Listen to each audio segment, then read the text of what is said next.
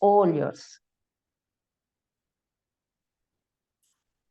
Thank you, Natalia, for a wonderful introduction. Good morning, good afternoon, good evening to all our doctors who have logged in at different time zones. As Natalia has introduced, I'll be speaking on the topic of implants, occlusion and implantology, which I feel so is one of the most paramount topics to be considered if we are considering about the longevity of implants. I'll take this opportunity to thank GMI for giving me a wonderful opportunity to address a global audience. And a special word of thanks to Dr. Amrinder, the director of GMI India. So let's move forward. I hope the presentation will be useful to you.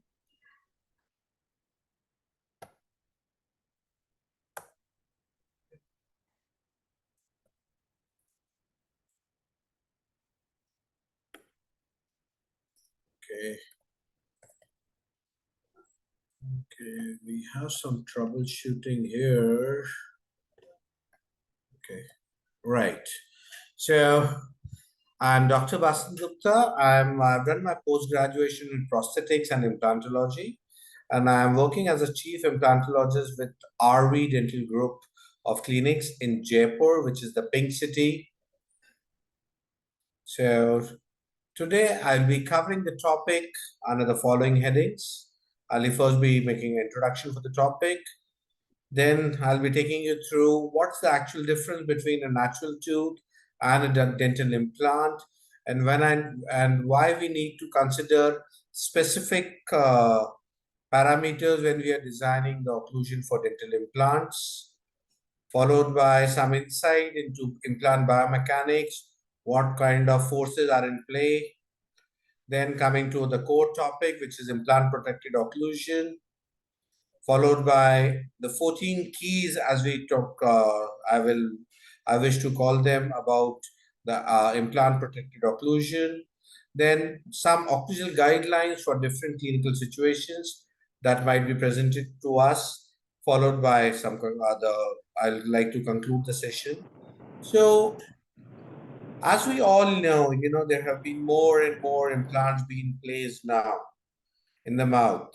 Like they forecast that maybe by 2060, people will start to have more dental implants than natural tooth in their mouth. So why, when an implant replicates the tooth in all the ways, why do we have to specifically consider the occlusion? What is different? Why it is different? And with more number of implants being used, and as we as clinicians place more implants, we realize that occlusion is the key for the long-term success of the implant. The longevity of the implant is determined by the occlusion. So, so as we all know, occlusion is not a static contact. It is a dynamic relationship that exists between the teeth, the neuromuscular system, the TNJ, and the interactive relationship they have with the craniofacial environment. The key word being here is it's a dynamic relationship. And as studies and literature has told us that occlusal overload is one of the parameters, the main causes for peri-implant bone loss, leading to implant prosthetic failure, because it will lead to crestal bone loss, increasing the sulcus depth, and finally leading to peri-implant disease. So what are the goals that we should try when we try to introduce this implant occlusion? The first goal is we should try to direct all our forces along the long axis of the implant. We should try to minimize the lateral forces. Thirdly, we should try to distribute all the forces as evenly as possible.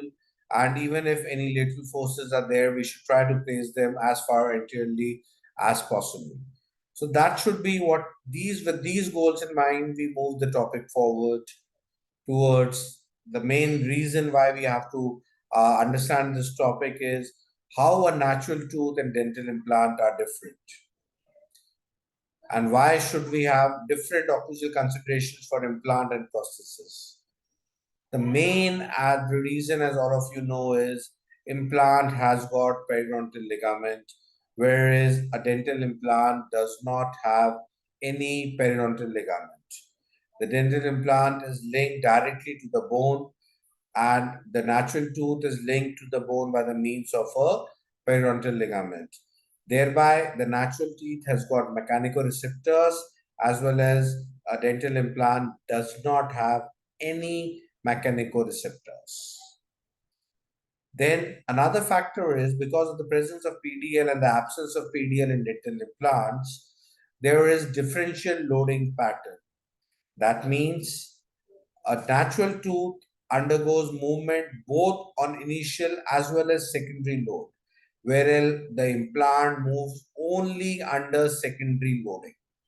And even that movement is minimal. We'll be taking this more in detail when we move forward.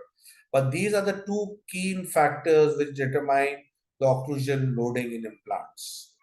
So as I told you, a natural tooth is joined by the means of a periodontal ligament, which acts in different ways in helping the natural tooth undertake the occlusion load. Whereas an implant is linked directly to the bone without any intervening periodontal ligament in place. Because we aim for osseointegration, that is direct linkage. So no connective tissue can be present. So this is the main difference between a tooth and an implant as we go ahead. The connection, as I told you, in case of implant is direct osseointegration, wherein in case of the tooth is PDL. In case of because the presence of PDL, there are mechanical receptors present. Here, the perception is only osseoperception. The tactile sensitivity is very high in case of a tooth, whereas it is very minimal in case of an implant. When we talk about the axial mobility, in case of a PDL, the tooth can move up to 25 to 100 micron, wherein in an implant it is only 3 to 5 micron. In the movement, in cases of a natural tooth, is in two phases, wherein in case of an implant, it is only under one phase. Even the movement patterns are different, wherein in the tooth, it is an immediate movement primarily, followed by gradual secondary movement. In case of an implant, it is only gradual movement. The fulcrum also changes. It's in the root, in the tooth, it is at the apical third of the root, whereas in the implant, it's on the crestal bone. The periodontal ligament provides a tooth of a characteristic shock absorbing ability, which is lacking in case of an implant. So, in the stress are concentrated only on the crestal bone. Implant shows loading in different ways, but like means of screw loosening, fracture, abutment or prosthesis fracture, bone loss, and even in some cases of implant fracture. Whereas a tooth might show overloading in different ways, means of PDL thinking, mobilities, wear facets, fremitus, and pain. So what happens because of these differences is because of the PDL being present, it is a shock absorber. But whereas in case of an implant, because there is direct bone contact, there is higher impact force. The periodontal ligament, the impact force of longer duration, whereas in case of that implant, it is a short, high impact force. The forces are not distributed; they are primarily restricted to the crest. In an implant, mobility can be because of the force, whereas and in the tooth, the mobility can be because of force, whereas implants are always rigid. There cannot be any mobility. Mobility is a sign of failure. Okay, the mobility allows the tooth to dissipate the lateral forces, wherein in case of an implant, lateral forces tend to strain the bone. There is no fremitus in case of implant, and radiographically, the whatever changes are there in the PDL because of loading can be enlarged PDL can be reversed, whereas in the implant there are non-reversible changes by the means of crestal bone loss. The elastic modulus of the tooth is similar to bone, whereas the elastic modulus of the implant is 5 to 10 times that of cortical bone. The diameter depends upon the force magnitude there. Here, the diameter depends upon the existing bone. The other difference is the primary difference is there is a sensory nerve complex.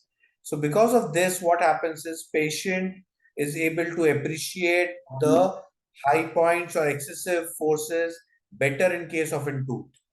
Whereas in case of an implant, the occlusal awareness is 2 to 4 times lesser as compared to a natural tooth. So therefore, this should be very important for a clinician that the patient will not be able to appreciate the high point or a premature contact. The clinician has to make that extra effort to ensure that there are no premature contacts or high point left in the occlusal scheme. The functional bite force is also less in case of a tooth and more in case of an implant. In an tooth, there are some patterns or there are some signs which are seen. Wherein as an implant, because mostly the material is made up of porcelain, there are no early signs of force which we can see. So this is where in the key differences, as you can see in the slide here, in case of a natural tooth, whenever there is initial force, there is an initial movement of 8 to 28 microns, followed by a secondary movement of 3 to 5 microns. Whereas in the tooth, there is absolutely no initial tooth movement. There is only secondary tooth movement. This is very important when we determine our occlusal scheme when we are placing our implant supported prosthesis. So when we understand the differences between natural teeth and an implant, we are able to determine the fact that the occlusal scheme cannot be similar in our natural teeth and an implant. Some modification has to be done in the occlusal scheme of implant because the inherent nature of implant is entirely different as compared to a tooth. So this modification comes in the forms of implant protected occlusion. So as again, I like to reascertain, remember in case of an implant, there is a higher biting force, less proprioception or no proprioception, and less chances or less signs of failure also. So we have to be extra careful about that. So what does this implant protected occlusal scheme leads to? The aim of the implant protected occlusal scheme should be to decrease the stress at the implant bone interface, thereby increasing the longevity and the success of dental implant. Now, just a brief insight into the implant biomechanics, which will help us in determining how to plan the occlusal scheme. Remember, we have to understand the basics. If you understand the basics well, it will be very easy for us to determine the occlusal scheme. So what is exactly is a force? Force is basically an application of an energy, whether it is internal or external to a structure. The force can be determined, can have 5 factors, primarily magnitude, duration, the type, the direction, and the magnification of force. Some factors magnify the force. So the magnitude of force varies depending on the anatomical region and the state of dentition. So in the molar area, the molar can generate a force of up to 880 newtons, wherein in the canine it is 453, in the incisor it is further half to only 222 newtons. Very important factor is to understand here is the parafunction can lead to a magnitude of force of almost 1,000 newton. So it is very critical in case of people who have got parafunctional habits like bruxism to have the best occlusal scheme forward. A complete denture can only lead to a magnitude of force of only 200 newton. A denture with an implant almost doubles the magnitude, and our implant supported prosthesis, a 3-unit bridge can have a force of around 200 newton. So as you can see, the forces are variable depending on the state and the region of the area. The duration of force, primarily apart from the perioral forces, we have got 2 forces acting on the tooth. One is the masticatory forces and other is the tooth contact during swallowing. So the swallowing, the forces are minimal but acting for a longer period of time, whereas in mastication there are higher forces acting for short period of time. The type of forces that are present can be compressive, tensile, and shear. It is very important to note this because implant can withstand the compressive forces the best. So we should try to determine our occlusal scheme in such a way that all the forces or predominantly maximum forces are compressive in nature. The bone cannot withstand the tensile and the shear forces as well as it cannot withstand the compressive forces. The direction, we should try to ensure that most of the direction during the centric contact should be in axial direction, because axial forces lead to compressive stress. And compressive stress is the stress which an implant can withstand in the best way. What happens when an inclined force acts? As you can see in the diagram on the left, on the inclined forces acting on the implant, the forces are concentrated only in the coronal one-third, with the maximum forces on the third screw thread. There is almost no force distribution on the apical third of the implant. Whereas in the tooth, whenever an inclined force is acting, the distribution of the forces is predominantly in the apical part. So it is very important that we reduce the angled forces or the inclined forces to the bare minimum in an implant. There are certain factors which magnify these forces also. Okay, so that is extreme angulations, cantilevers, crown heights, parafunctions, the density of bone. So we'll be dealing with all of them in detail later on, but we should try to minimize all these magnifying factors so that the force acting on the implants are minimal in nature. Like, I'll just give you an example. Just by increasing the crown height by 1 mm, we increase the torque acting on the implant by 20% increase. So it is important to maintain a good implant to crown ratio. Whereas depending on the bone, in case of a D1 bone, the same load can be accommodated very well, whereas a D4 bone will not be able to accommodate the bone. So we should be knowing which area have we placed the implant and how is the situation of the bone density there. Now, there is a very important part when we talk about implant biomechanic is, can we join an implant to a tooth, or can we splint an implant to a tooth? So for understanding this, we have to understand this concept of system components. So there are two in this diagram. You can see that there is a vertical element which can be a tooth or an implant.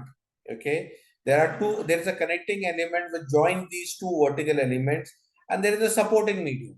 In case of the tooth, the supporting medium will be periodontal ligament, and in case of an implant, the supporting medium will be bone.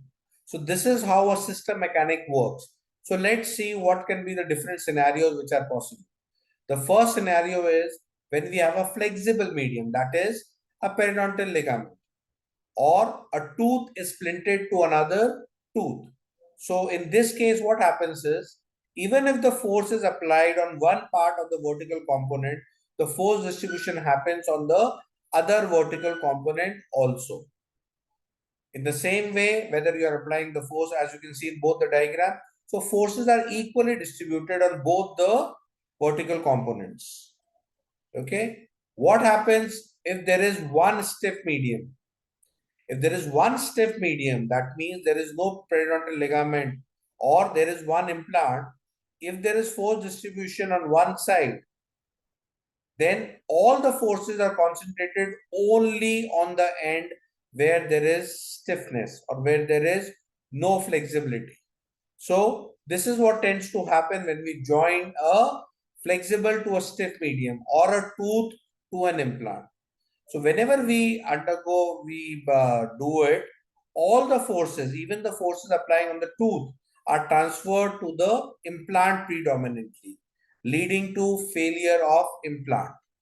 So because the mechanics is different and the medium is different, one medium which compresses, the other medium which cannot undergo any compression or minimal compression, we should not try to join them together. because regardless whether the force is applied on the implant or on the tooth, predominantly all the forces are distributed alongside the implant only. Okay. So implant and tooth should not be splinted together. Okay. Now let us coming to the intricacies of implant protected occlusion. Now these are the aims. What are the aims of designing implant occlusion? It is to get a perfect balance or harmony between the different structures, which leads to formation of the occlusal complex. Okay. If we can get the occlusion right, we can get the perfect harmony or the balance between all these structures. So the key feature of an implant occlusion is wide central fossas, non-steep slopes of the cusp, no contact on maximum intercuspation during initial contact, during initial loading. The minimum occlusal goal that we should be aiming should be bilateral simultaneous contact on both the sides. There shouldn't be any prematurities in the retruded contact position. Smooth, even lateral contact, lateral movement with no interferences anywhere, and equal distribution of the occlusal forces. The additional goals that we plan to achieve, and if they're better that we can achieve them, is we should have any freedom for any deflective contacts in the intercuspal position and anterior guidance wherever possible. So in order to get the perfect implant protected occlusion and in order to gain all these goals, we have 14 keys which we should keep in mind when we are determining the implant protected occlusion. So the keys are listed as follows.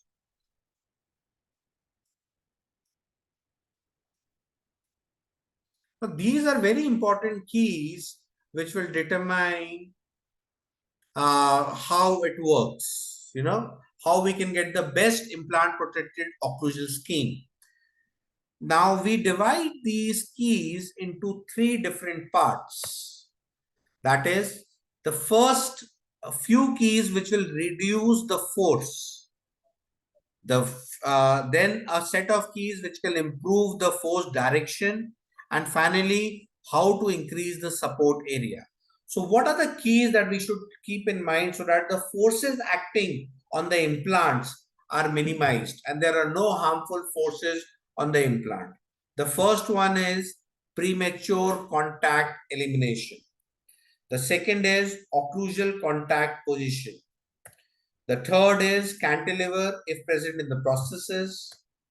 Then the crown height, followed by the crown contour. Then parafunction. Then favoring the weak arch. And occlusal material. These are the 8 keys which you should keep in mind so that the forces acting on the implant are reduced or minimized. Then what are the keys which can improve the direction of the implant forces? As I told you, predominantly the direction should be axial with minimum of lateral forces. So the first key here is the implant angle. The second being the cusp angle. The third is mutually protected occlusion. The fourth is occlusal table width. So these 4 keys determine or ensure that the direction of the forces is predominantly axial.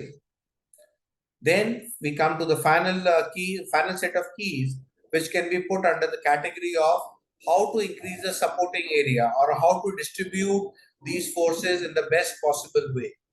The first key is the loading time. The second is adequate surface area, that is adequate number of implants, the width and the length of implants. Now, in order to achieve the best possible implant occlusion, we will be dealing with each keys in detail. Now, as you can see, this is a very important slide which suffixes all the parameters that has to be considered every time we determine the occlusion. And the same keys should be transferred even to the laboratory technician so that whenever the crowns are designed, these keys are kept in mind. So let us come to the first key, which is premature contact. So what happens if there is a premature contact? As I told you, the implant does not undergo any movement during the initial load. So in case of a premature contact, all the forces which are harmful in nature are transferred onto the implant. It further leads to diversion of the mandible into a more stable or in a more comfortable position. It leads to the gliding movement of the mandible, and it deflects the position of the condyle or along with the teeth and the processes. So prior to insertion of the implant prosthesis, all occlusal prematurities must be eliminated in maximum intercuspation position. That means we should ensure that when the prosthesis is in the patient's mouth and there is minimal or light contact, there should not be any occlusal prematurities or occlusal contact on the implant supported prosthesis. Okay, so in occlusion, no contact with light tapping forces. We can use a 25 micron articulating paper, or we can use a metallic shim stock strip to determine that there is no contact on the implant prosthesis whenever a light tapping force is used. Okay, so once we reduce the prematurities in the light occlusal contact, we have to ensure that there are no premature contact under the heavy load also. So during the light contact, there should not be any articulating spots visible on the implant supported prosthesis, wherein when we place heavy load, the load should be distributed equally among the natural teeth and the implant supported prosthesis, so as we can see the articulating marks on all the areas visible, that is the tooth as well as the implant supported prosthesis. So in centric occlusion or in maximum intercuspation, in case there is an anterior implant supported prosthesis, there should not be any initial contact. In the surrounding natural teeth, there should be greater initial contact or maximum initial contact. And in case of a posterior implant supported prosthesis also, there should be minimum or no initial contact on light tapping forces. So in this case, clinically, you should be asking the patient to lightly tap or gently close. Okay, not to occlude or bite. Otherwise, that will lead to heavy occlusal forces. And it is very important that whenever we schedule the hygiene appointments, we also regularly evaluate the occlusal contacts, because supraeruption of teeth or other movements of the natural teeth might lead to changes in the minor variations in these occlusal forces. Now coming to the second factor, which is occlusal contact position.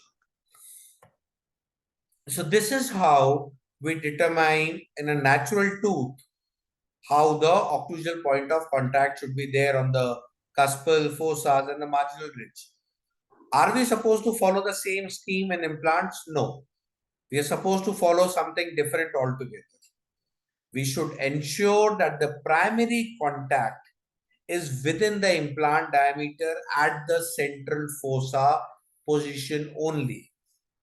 Okay. So in case of an implant supported prosthesis, the contact should lie predominantly exactly on the top of the implant within the confines of the implant diameter, restricted to the central fossa position only.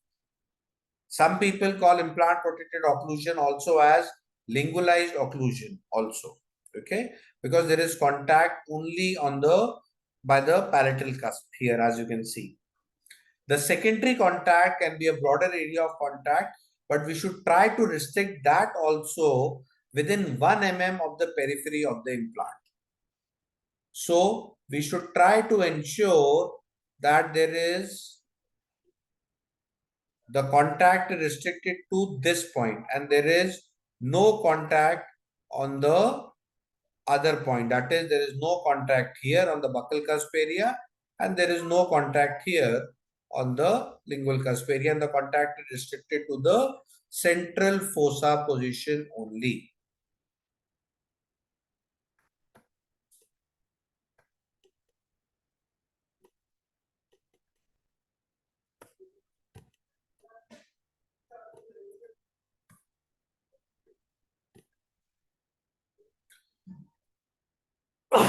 So what is the influence of occlusal contact and why it is of very much importance? So as you can see in the diagram here, that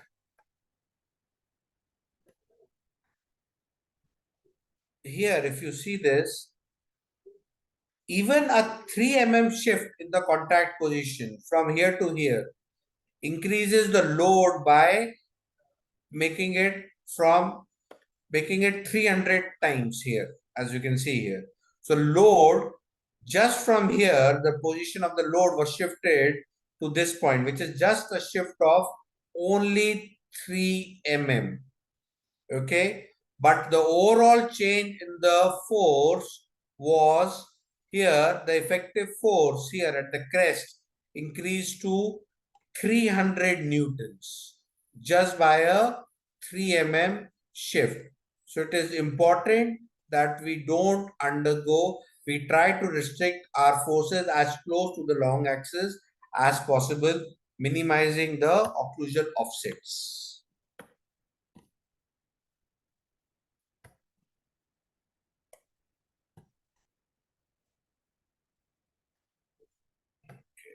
Second.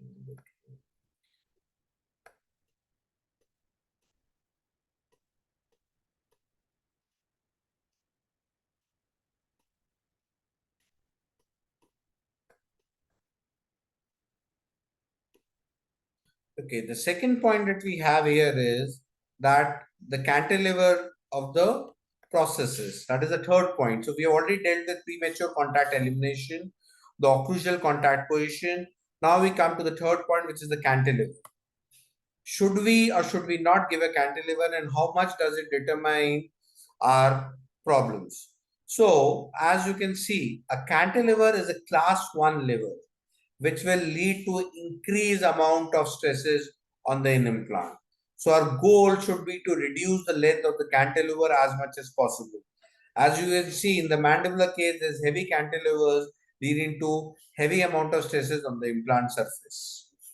Now, this is a very interesting diagram that we will be able to see here and appreciate it. In case we are giving a distal cantilever in case of a 2-unit supported FPD presentation. So what tends to happen here? So as you can see, there is one implant here and one implant here. And we have a cantilever arm of 20 mm. So what happens when you put 25 pounds of load here on the distal cantilever? On the anterior implant, the load that is transferred is 50 pounds. But on the distalmost implant, the load is a combination of both this 50 plus 25 pounds, which is 75 pounds, which will lead to heavy amount of stresses on this implant, leading to failure of the implant. So how do we calculate the compressive load on the terminal abutment? So we have to add both these loads leading to a load. So suppose the load applied here is 25 pounds. So this will lead to a load of 50 pounds here on the anterior implant, but a load which is a combination of 50 plus 25, that is 75 pounds on the last abutment, which is a combination of both X plus Y, leading to severe loss of crestal bone. Okay. Now, what happens when the cantilever is further increased? The forces acting on the implant are directly proportional to the length of the cantilever. Okay.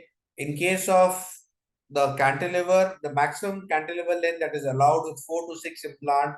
In case of maxillary anteriors is only 10 mm. In case of posterior, we should try to restrict it, as maxilla is a weaker bone. It can only be 15 mm, and mandibular it can only be 20 mm. We should always remember that there cannot be any lateral loads on the cantilever position. We cannot have any lateral loads on the cantilevered position. Now coming to the fourth key, which is the crown height. So as you can see in the diagram here is the crown height, the forces acting at the crown tip leads to a torquing movement or a torquing force on the crest of the implant. So more is the crown height, more is the force here.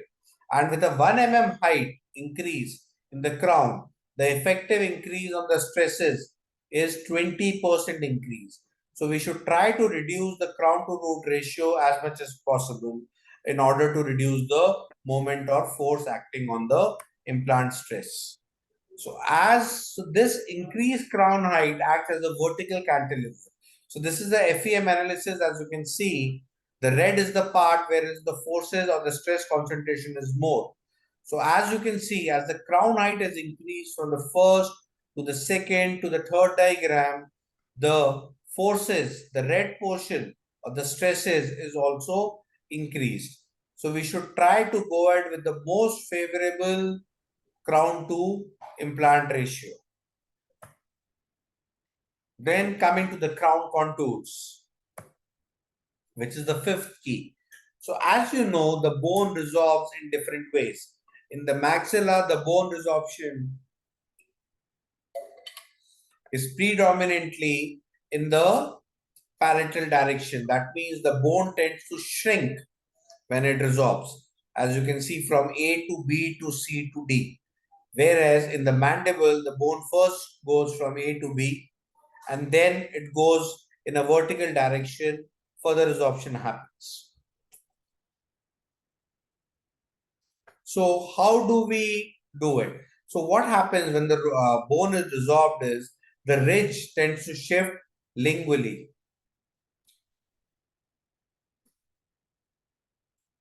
So because of that, what happens is the center of the implant is under the lingual cusp tip, as you can see here, and not under the buccal cusp tip. So the forces, as I told you, should be confined to this region. So therefore, we tend to make the contact point on the central fossa of the implant protected crown, and we tend to ensure that the buccal contours are minimized with the reduced buccal contour and a reduced or a narrow occlusal table. So what happens with that narrow occlusal table is the forces are directed in a more axial direction, thereby reducing the horizontal offset.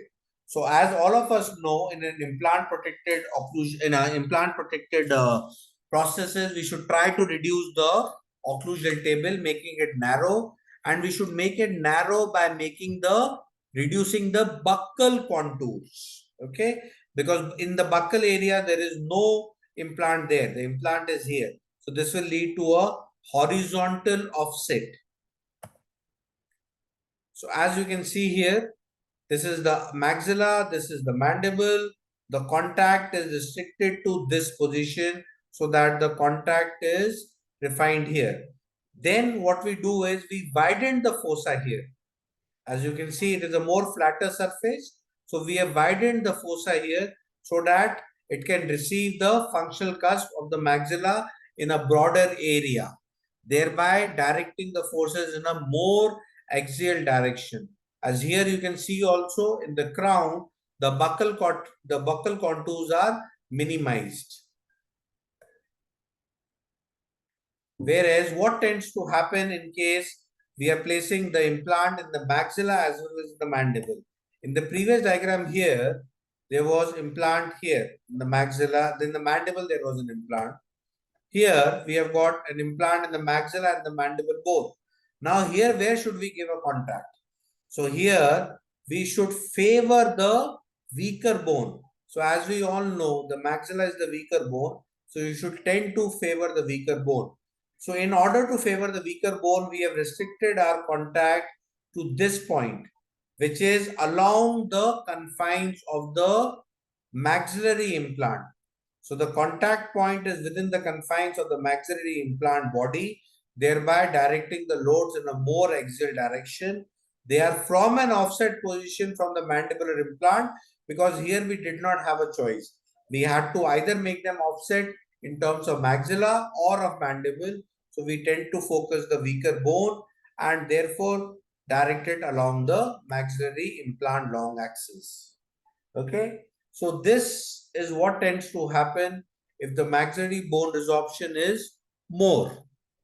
So what happens is, as I told you, in case the bone resorption is more, what tends to happen is the bone tends to become more lingual or more shrink. So it shrink in a palatal direction. So what happens is the implant position is now more palatal as compared to the mandible. Here was the earlier bone, here was the new bone. So we might end up in an implant restoration which is in a cross bite situation if the bone resorption is very severe. Okay. So in case that is the case, we might end up in a cross bite situation here. Okay. And in case of mandible, we might require a angulated abutment option. Then, so we should maintain all the crown contours parameters when we are determining the occlusal scheme and transferring it to our lab in the proper way so that they follow the parameters. Then coming to parafunction. As I told you, parafunction can lead to a force of as high as 1000 newtons. So a parafunction plus an poor occlusal design might lead to marginal bone loss followed by implant failure. So we should try to reduce the overload which is caused by parafunction. How can we do that? First of all, utilize the maximum fixture length as the bone allows. Secondly, reduce the cantilevers, preferably no cantilevers. Thirdly, the location of the fixtures along the arch is very important because, as I told you, the forces should be directed along the long axis of the fixtures. Thirdly, we can have more favorable position of placing of implants by ridge augmentations.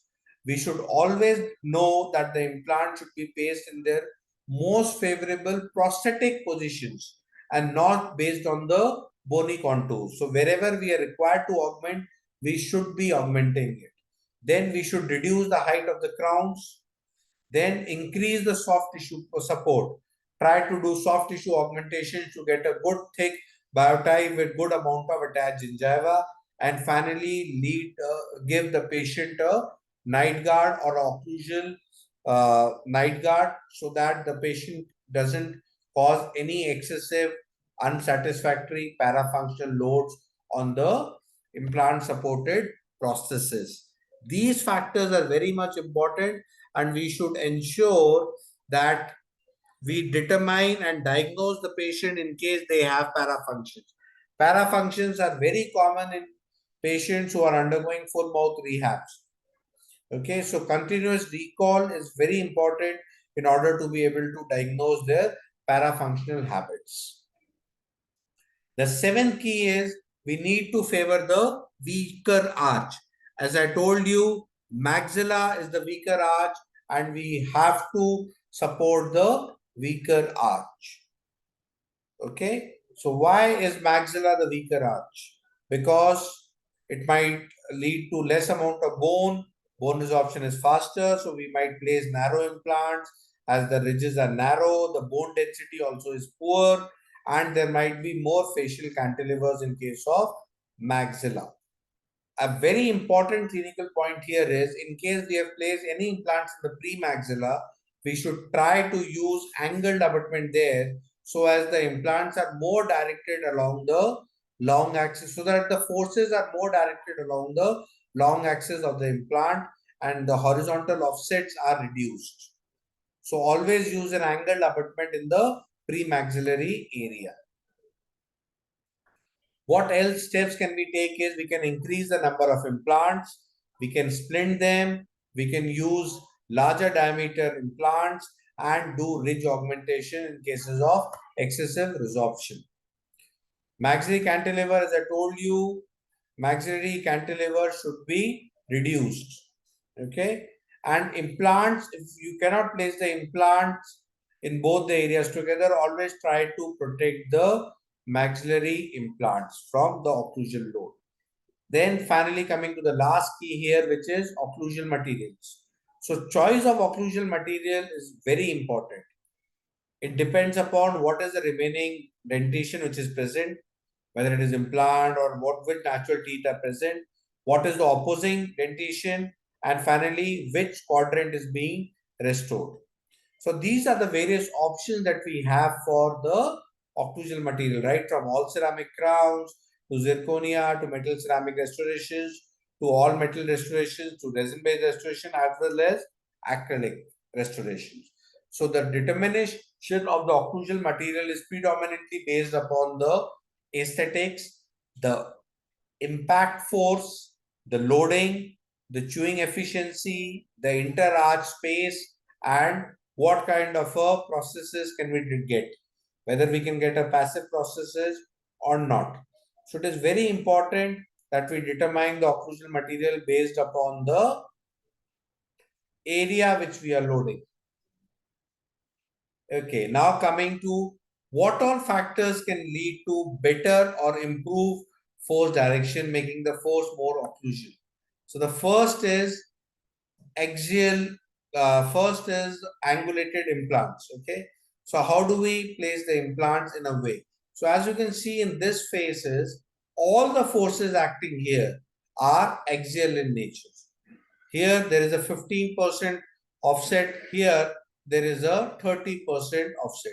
So we should place the implant in such a way that the forces are directed along the occlusal surface.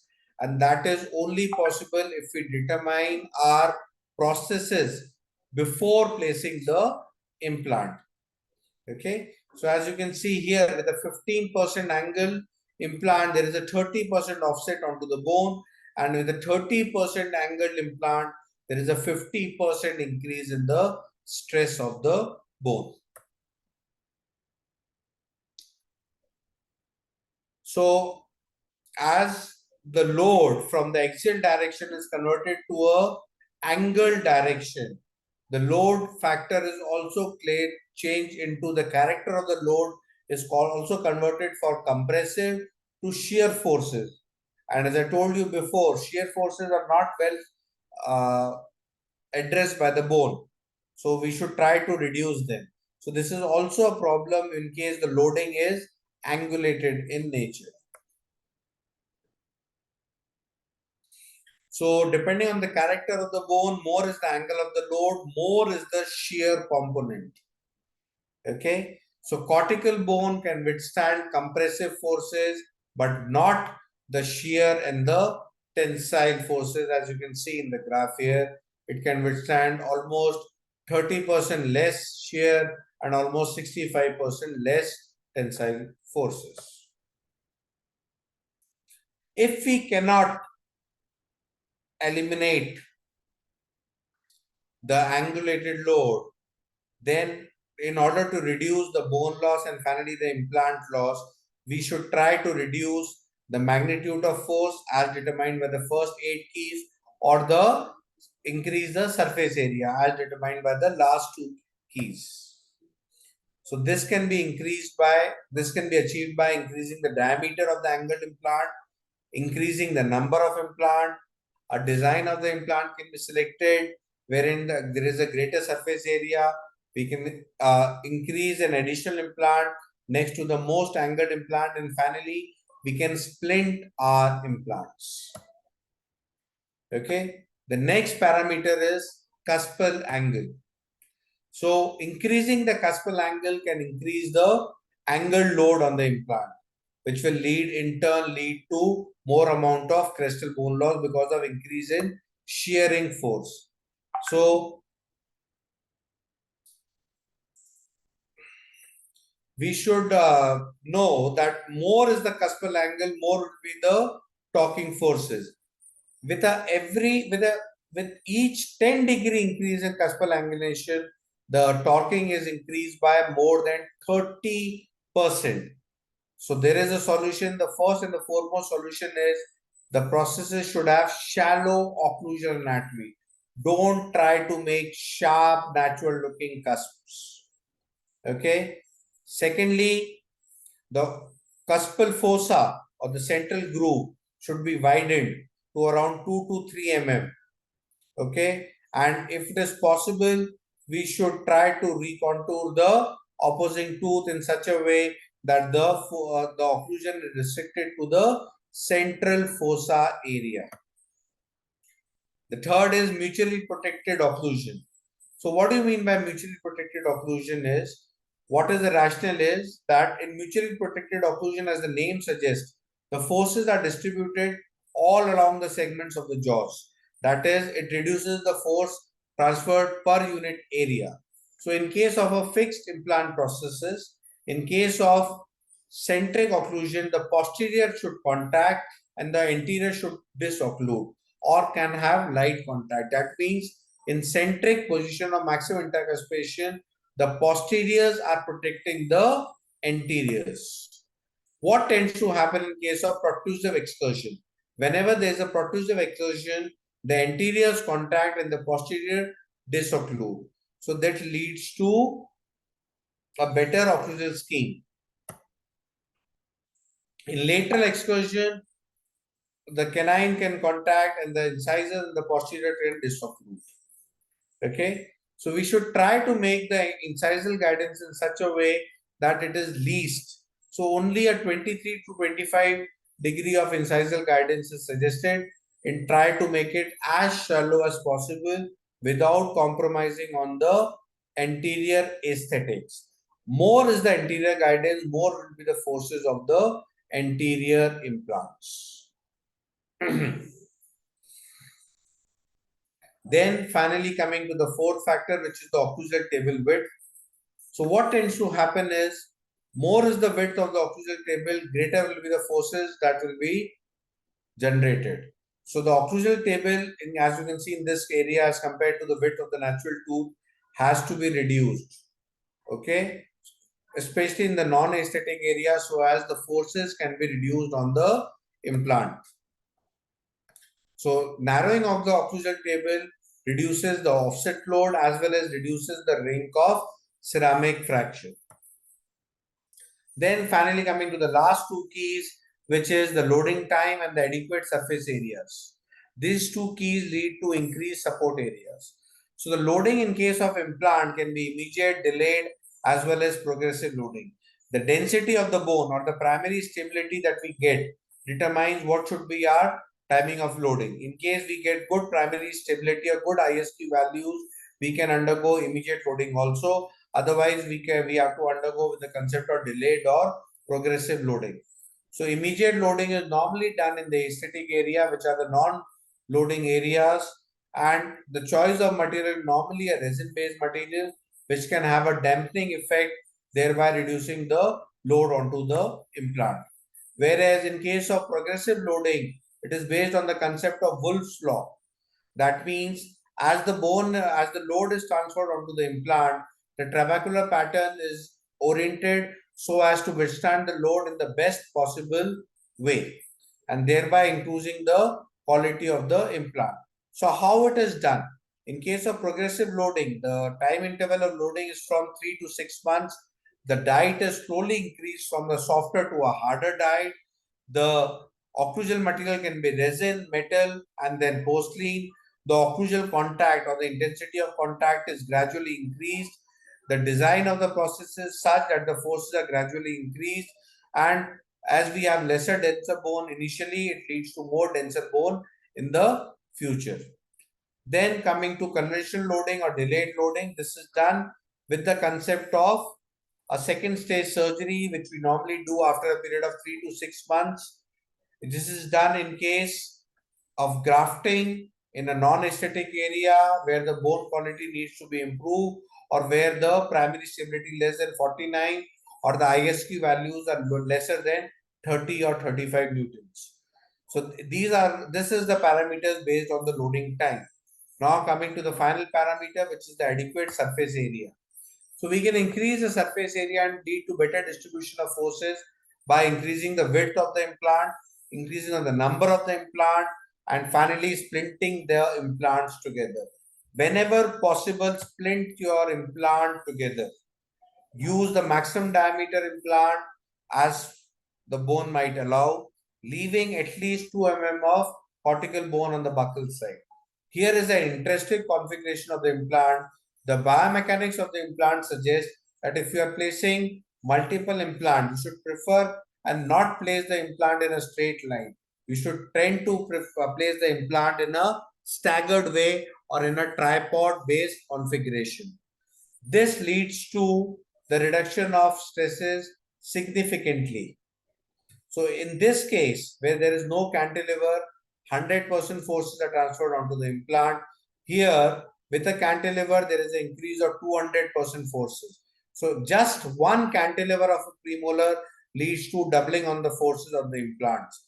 Here, if you are placing 3 implants, the force on each implant is reduced by 67%. Whereas as soon as you place a tripod configuration, the force on each implant is just 33%, making it the most favorable configuration. So coming to the last parameter, what is the guidelines that you should use based on these parameters in different clinical situations, right from a full arch prosthesis till a single implant prosthesis. So let us come to a full arch prosthesis. If now the main parameter that determines is what is opposing the full arch prosthesis. In case there is complete denture, we should have balanced occlusion. In case there is natural dentition, we should have mutually protected or growth function occlusion. In case there is a fixed prosthesis, we should prefer mutually protective or growth function occlusion. In case of cantilevers, we should ensure that there is no working or balancing side contacts. The teeth are infraocclusion by around 100 microns, and there is freedom in centric or long centric by around 1 to 1.5 mm. And the anterior guidance should be kept as shallow as possible.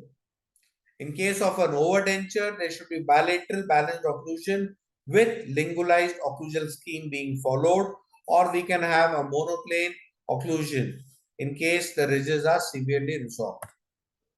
In case of a posterior implant supported fixed prosthesis, the anterior guidance should be with natural dentition. Okay, and there should be growth function occlusion with compromised canine situation, and the contact should only be centered along the implant body. We should keep in mind that the occlusal table is narrow, there is minimum or no cantilevers, and the cuspal inclines are flattened. In case of a single implant prosthesis, anterior or lateral guidance should be with natural dentition. There should be light contact at heavy bite and no contact on light bite. We should try to ensure tight proximal contact and increase proximal contact so as to offset the rotational motion. There should not be any offset contact. All the contact should be in an axial direction, and the central contact or the central fossa should be widened by 1 to 1.5 mm. To summarize, the implant treatment is predominantly a prosthetic discipline. It is not a surgical discipline. It is predominantly a prosthetic discipline. We should always plan the processes before we place the implant, so as in order to determine the best or the most prosthetically favorable position to the implant placement. In case we need to augment it, we should do it before doing the placement. Complete awareness of the final outcome should be done before placing the prosthesis. Whether we are giving a screw retained restoration, what implants are we splinting, are we giving a cantilever, what kind of a restoration are we giving, whether are we giving a fixed prosthesis or a removable prosthesis, what kind of an occlusal material are we using, are we planning to use the porcelain or resin or graphene. All that should be determined before placing the implant. The prosthetic planning should not be done post placement but before placement.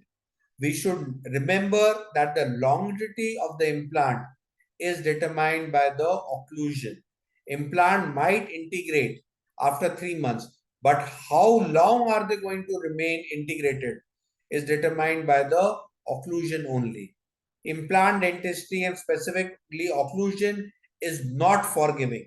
There is no PDL, there is no cushioning.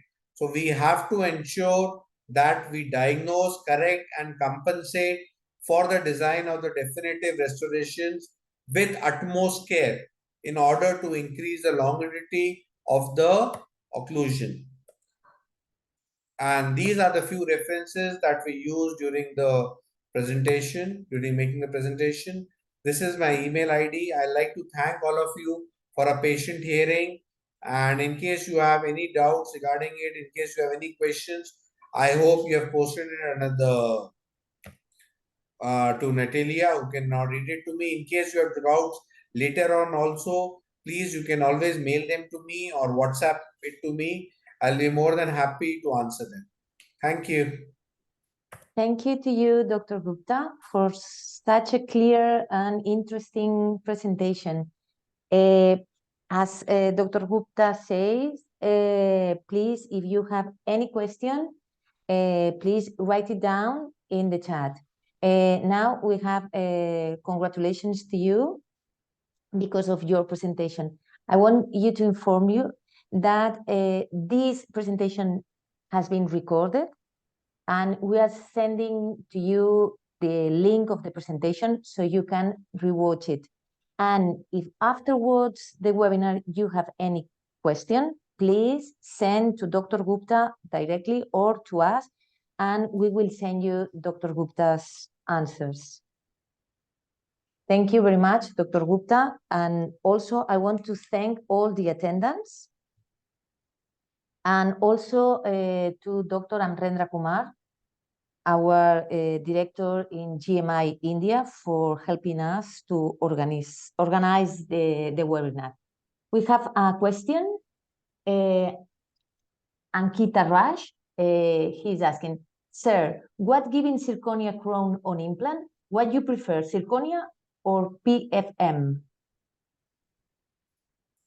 Thanks, Ankit, for an interesting question. With the increase of metal-free restorations, now this question pops into many clinicians' mind. The choice of restoration between zirconia and PFM is purely the clinician choice. Okay, if we talk purely about the loading on the implant, it is going to be similar for zirconia as well as for a PFM crown. So if I am going in an aesthetic area, I will prefer a zirconia crown, and if I am in the posterior area, I can go ahead with a PFM crown also.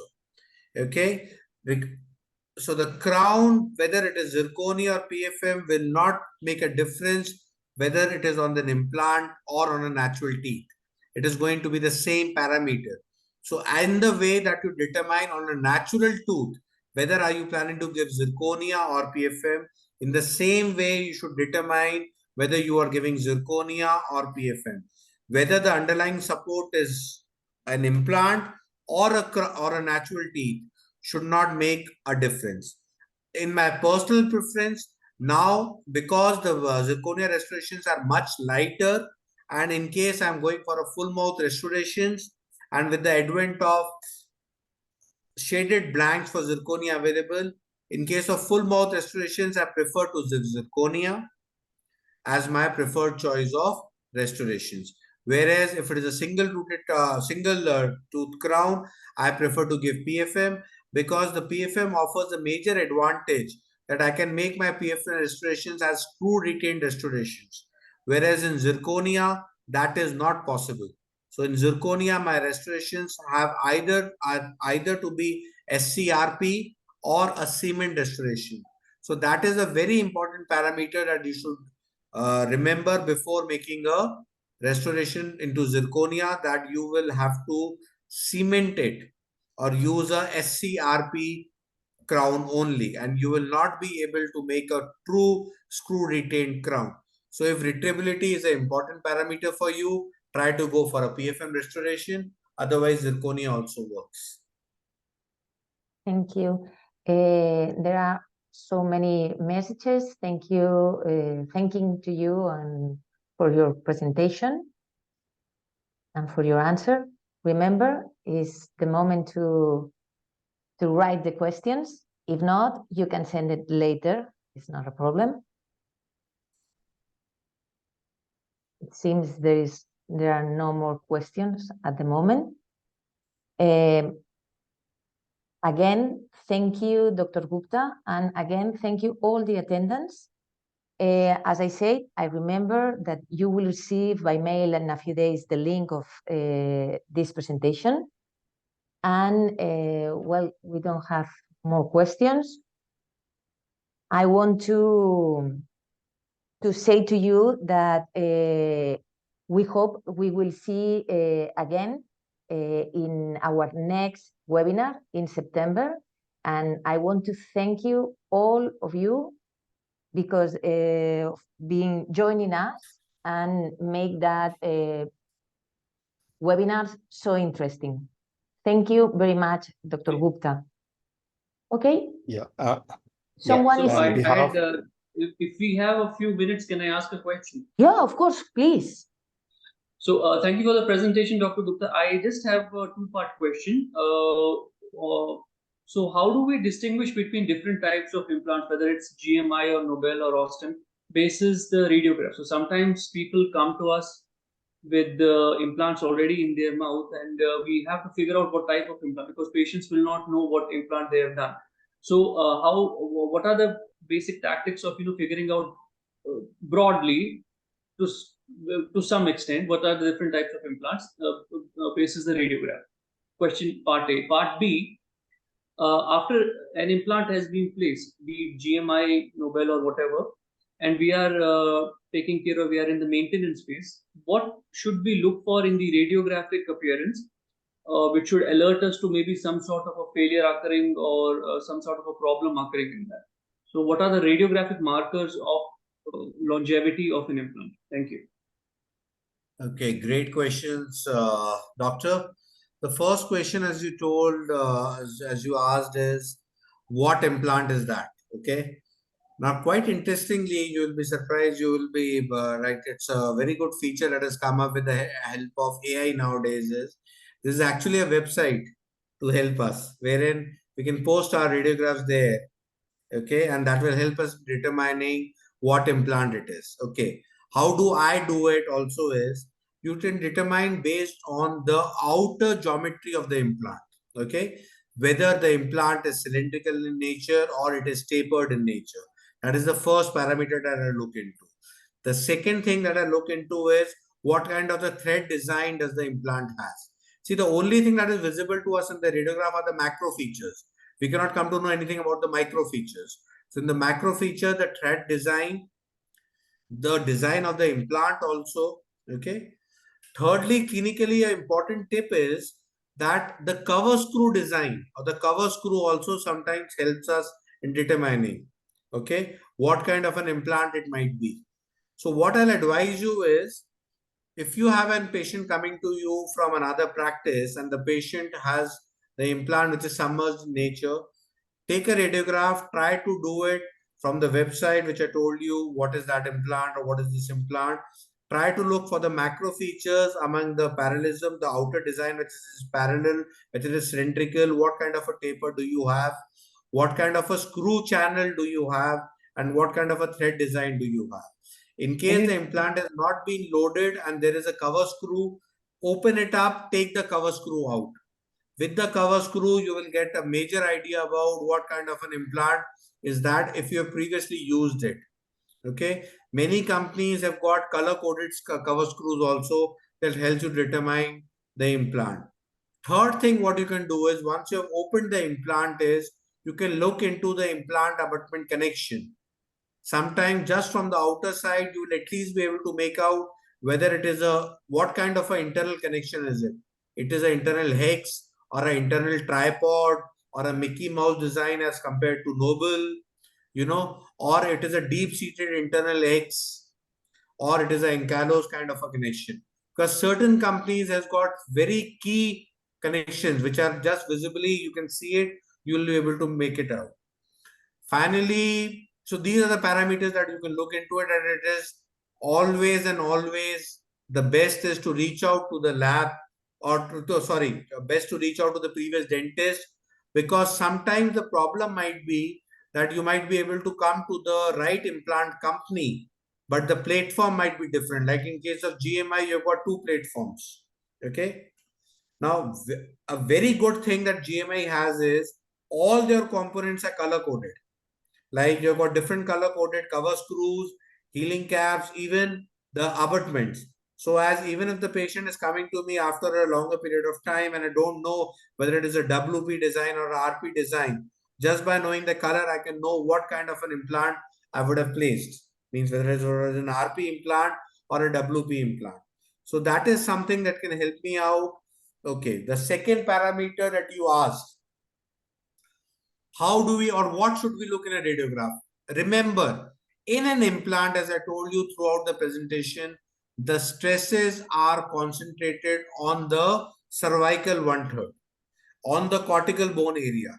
The cortical bone is the bone which takes all the stresses. So the first bone loss is going to happen in the cortical bone area only. So that is the area that you should look into. You should always, over the series of radiographs, over the series of period, like in our practice, we keep it at the time of surgery, at the time of second stage, 1 month, 3 months, 6 months, followed by every year, IOPs, okay? So we calculate the crestal bone loss. So that if the crestal bone is stable, I'm in good hands. If the crestal bone is going down, that is my first sign whether my occlusion is right or wrong. So in our practice, we have a very good practice, whereas we have a protocol in place, whereas the occlusion is checked by two people. First, the person who is actually doing the processes placement, whether it is a screw retained or a cement retained processes, he or she does it. Then the patient is made to wait outside for 5-10 minutes. And then another clinician in the same visit rechecks the occlusion. It is done for all our patients. Because remember, in this case, as the proprioception is less, the patient will not be able to tell us whether the crown is high or not. Patient will tell you the bite is fine, especially if the complete arch has been restored. So we ensure that two people check the occlusion every time. Even for the recall visit, the occlusion is checked by two people. Okay. So always recheck your occlusion. Look out for the crestal bone loss. And typically in a failing implant, it is a V-shaped bone loss which tends to happen. So whenever there's a V-shaped bone loss happening, it sends up alarming signs. Okay. So focus yourself on these two parts. That is important. Okay, the V-shaped bone loss and the crestal bone loss. Okay. Right. Yeah. There is another question from the same doctor. He asked if you can repeat the name of the website that Yeah, you I'll just mentioned. type it to you. I think it is what is that implant? Okay. Can you write it? Yeah, I think I will be able to write it down. If And not, I will just pass it down to you. when you have the I name. got it. What is that implant? I got it. So I'll write it down. I'll search it. Yeah, you got it. Yeah. So that you can use it. See, what happens, doctor, is if it is something which you've used previously, it becomes simpler. But suppose it is something which you've never used, then that is where we land into trouble, you know? Okay. Yeah. There is one Thank you more. so much. This is. Are you able to listen me, Dr. Bashant? Yeah, Dr. Amrinder, please go ahead. Yeah. So this is on behalf of GM India. I would like to thank Dr. Bashant and whole GMA Spain team, along the participants, along with all the participants, and it was excellent presentations. And there is one question which is coming to my mind, Dr. Bashant. Can you explain that we talk about different forces like compressive, shearing, and tensile forces, and sometimes we are prosthetically not correct. So is there anything which is related to the implant selection or maybe the right implant selection where we can avoid some prosthetic failures, or maybe the occlusion is not proper, or maybe as you know that the compressive forces are loved by the bone and tensile shearing forces are not so loved by the bone. So do you find anything in the design related to design or maybe type of titanium to prevent us from any failures and doing a right implant selections in terms of increasing the implant sustainability? Thanks. Very interesting question, Dr. Amrinder. So what tends to happen is all the forces that are being transferred, whether it is compressive, shearing, or tensile, are at the bone to implant interface. Okay, so it is basically certain implants, specifically as we are talking about GMI also here, the thread design is a very critical part. So as you can see, in case of a GMI implant, which is one of the better implant design that we have, is the thread design is different. Like you've got more engaging threads in the trabecular bone and less threads or less depth of threads in the cortical bone. So as the stresses on the cortical bone are reduced by this peculiar implant design, whereas the initial stability is increased by increasing the depth of the threads in the GMI system. Secondly, the dual implant thread design that the GMI uses makes the threads, the more forces, more in a compressive direction. Thirdly, it is very important that the implant system that we use has got more versatility of implant sizes available. You should have different diameters available so as you can select the best possible diameter, so as you don't have to angulate or misplace your implant just to get it into the maximum bone possible. And last and foremost, it is very, very important to choose an implant system with gives you versatility in the abutment selections also, giving you different implant angulations available, which allows you to direct the forces in a more axial direction along the long axis of the tooth. So these are some important parameters which helps you know that how a average implant system and a good implant system can make all the difference in your practice. Thank you, Amrinder, Dr. Amrinder, for a wonderful question. And one more question, Dr. Bashant, because Yes, even in one of the slides I have seen that you propose that if there are two implants, like one is 3.75 right. upon 10 and one is 3.75 upon 11.5. So you prefer the longer implant, or like suppose we have other bone, but if you see the European Osteointegration Society has just recommended, then beyond a certain length, the occlusal forces doesn't matter. So what is your choice? Like you want to preserve the bone or you want to go more in the terms of length or maybe broadness? When I tend to talk about the diameter of the implant, I will definitely, if I have a choice, I will like to leave at least 3 mm of buccal bone. Okay, so I'll try to take the maximum diameter possible, leaving at least 2 or 3 mm of buccal bone. That is for sure. I like to increase the diameter of the implant, compromising on the bone width beyond this limit. Similarly, when we talk about the length of the bone, okay, or the length of the implant, sorry, as with the advent of shorter implants and everything, see, ultimately, all the forces are getting dissipated to the bone. But the interface is the bone to implant interface only. So still, I will like to preferably go for the longer implant possible, engage in bicortical stabilization of the implant by using longer implants, okay, leading to better force distribution. So one of the reasons why I prefer to use longer implants is also for bicortical stabilization, which I am able to achieve with longer implants. Okay, so I don't feel so that I'm compromising in any way on the on the bone or harming the bone in any way if I'm going for longer implants. So as far as the anatomical variables allow me, I'll prefer to go for the longest implant possible, which allows me better better force distribution, more amount of bone to implant interface contact area, better chances of bicortical fixation of my implant or engaging of more cortical plates. But definitely in case of diameter, I not like to increase the diameter of the implant beyond a particular limit, because then I'll be compromising on the buccal cortical plate. which I will never prefer to do. Okay. Okay. Thanks, Dr. Bashant. And I would Thank like to add one more point, like, because I have seen I think Dr. Bashant will also agree with me in the terms of implant sustainability and to reduce the effect of the greater occlusal forces. I think the type of titanium is also very important because the doctors should understand that we are using which type of titanium, like it's type 1, 2, 3, or 4, or maybe the subtypes, like it is 2A or 2B, or maybe the composition of the subtypes, because that is very, very important. Second thing is the implant thread designing, because you should reduce the shearing and tensile forces and increase the compressive force. That's totally on the implant. Third thing will be like tapering of the implant. How much tapering?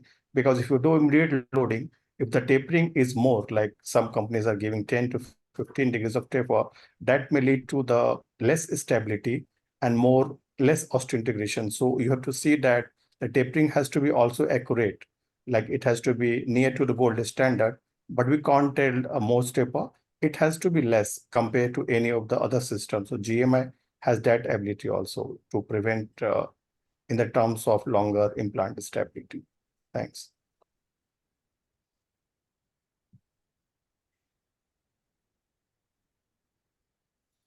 Okay, we have another question. I think, is it necessary to use multi-unit abutment in full mouth at the same time when placing an implant? Shall I take this question, Natalia? Do we have time? Yeah, of course. Okay. So nowadays, if you will see, implant initially was thought to be a surgical field. Then prosthodontics came into picture and they started putting it into a more prosthetic field. And nowadays, the next shift to implantology will be the soft tissue shift or a periodontal shift. So this question entitles me to that point only because nowadays we are not only aiming to achieve osseointegration, but a kind of a hemidesmosomal type of connection between the abutments and the soft tissue also. Now, the biggest advantage of placing a multi-unit abutment in the mouth when placing the implant is that we can get a hemidesmosomal attachment on the multi-unit abutments and which we don't have to break at the time of second stage surgeries. So this is the advantage and this is preferred choice which I'll prefer to do, that in case I'm using a multi-unit abutment, I will like to do it at the time of placing the implant only and not at the time of placing doing my second stage surgery. Even in case of a single tooth implant, I will prefer to place a healing cap instead of a covered screw because the kind of soft tissue profile that I get will be far, far better than what I get by placing the healing cap only for a period of 14 days. So yes, in case I'm planning to use multi-unit abutments, along with a full mouth implant case, I will place the multi-unit abutments along with the gingival cap or the protector at the same time as surgery, even if I am not planning to load them immediately. That will be what my preferred choice will be. Okay, we have another question from Dr. Azhar. I hope, doctor, that answers your question. It is to get a better soft tissue integration. So placing the multi-unit leads to a better soft tissue integration. Also, once I place an abutment, I don't prefer to take it out. So because the hemidesmo, every time you take out the abutment, you're destroying the hemidesmosomal attachments or the soft tissue integration. How do implants in cleft lip palate patients? Okay. Dr. Azhar, it's a nice question. We have a center which we have a smile train with us. So that what we do is we have got multiple cleft lip and palate patients. The biggest challenge with the cleft lip and palate patient is the bone deficiency. So one option is obviously I hope that when we are talking about a cleft lip and palate patient is we are talking about a patient who has undergone surgeries for corrective cleft lip and palate surgeries, okay, by a plastic surgeon. So in these patients, we have to ensure that we get a CBCT done. In case there is insufficient bone there, we have to go for ridge augmentation procedures, okay. That is the only choice option available that we have. In case we feel that heavy ridge augmentation procedure, yes, insufficient bone is there. Okay, so insufficient bone is there, you just deal it with like any other case of bone augmentation wherein you have to augment bone. But the key here is soft tissue augmentation also here, because what tends to happen, you have to ensure what happens in cases, because these patients have undergone multiple plastic surgeries. So there are a lot of fibrous tissue formation or at the suture lines. Okay. So when you are reflecting the tissue, it is very difficult to reflect the tissue. You have to place a bone graft. You might have to use, I prefer to use Curie's technique of placing bone grafts here. And in case, even after placing the bone graft, a very important parameter is to even undergo soft tissue grafting, because the soft tissue might be insufficient to overcome the or to cover the hard tissue. So always and always consider soft tissue grafting along with bone grafting. Another option is, in case the patient is completely edentulous, you have got advent of zygomatic implants which are there, or long span implants which you can use. But the preferred choice still remains soft tissue and hard tissue grafting, which will lead to a better bone formation and placing the implants in the right place. Thank you. Okay, thank you. We have time for another question if you want. Okay, it seems there are no more questions. So again, thank you very much, Dr. Gupta. Your presentation was really interesting. And thank you all the attendants, and also Dr. Amrendra Kumar for being here with us. And I hope we will see next September with another something. There is something in the chat, Dr. Gupta, about what about aggressive threads. threats? Okay. Dr. Azhar, aggressive threads are only going to help you in getting more primary stability. They cannot overcome the parameter of insufficient bone.